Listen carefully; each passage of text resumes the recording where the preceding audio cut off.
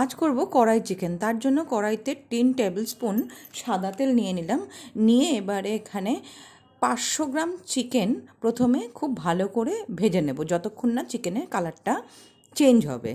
যখন চিকেনের কালারটা মোটামুটি চেঞ্জ হয়ে এসেছে তখন আমি এর মধ্যে বড় বড় 4টে টমেটো আর ঝাল যে যেরকম খাবে সেই অনুপাতে কাঁচা লঙ্কা দিয়ে এবারে চিকেন আর টমেটো লঙ্কা খুব ভালো করে ভেজে নিতে হবে যতক্ষণ না টমেটোগুলো গলে যাচ্ছে। টমেটো যাতে ভালোভাবে গলে যায় তার জন্য আমি অল্প একটু নুন অ্যাড করব। এটা কিন্তু একটু বেশি তেলে হয়, কিন্তু আমি খুব বেশি তেলে এটা করিনি। এরপরে এর মধ্যে আদা রসুন বাটা আর অল্প একটু কাঁচা লঙ্কা বাটা অ্যাড করে দিয়েছি। এটা কিন্তু কুচোতেও ভালো লাগে।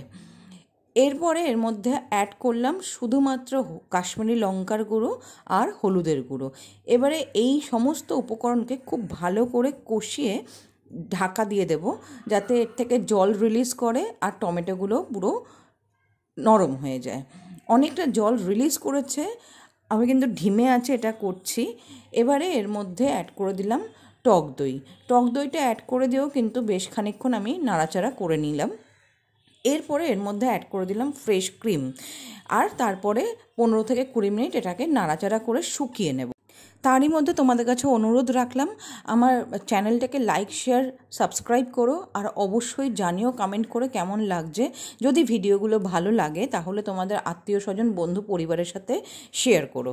আর ইন দ্য মিনওয়াইল আমি এর মধ্যে দিয়ে দিলাম গোলমরিচের গুঁড়ো আর কাসুরি মেথি। এবারে সমস্ত উপকরণ শুকিয়ে গেছে, আমি একটু নাড়াচাড়া করব আর করে এটাকে ঢাকা দিয়ে 2 থেকে 3 মিনিট হতে দেব। তারপরে এটাকে বন্ধ করে রেস্টিং টাইম দিয়ে গরম গরম পরিবেশন করবো। এটা অ্যাজ আ স্টার্টারও ভালো লাগবে, বা রুটি পরোটা বা পোলাওয়ের সাথেও কিন্তু যথেষ্ট এটা ভালো লাগবে। তো অবশ্যই আশা করবো এটা বানাবে আর আমাকে অবশ্যই জানাবে তোমাদের কেমন লাগলো। দেখো সমস্ত উপকরণ কিন্তু পুরো শুকনো শুকনো হয়ে গেছে, তেল রিলিজ করে দিয়েছে।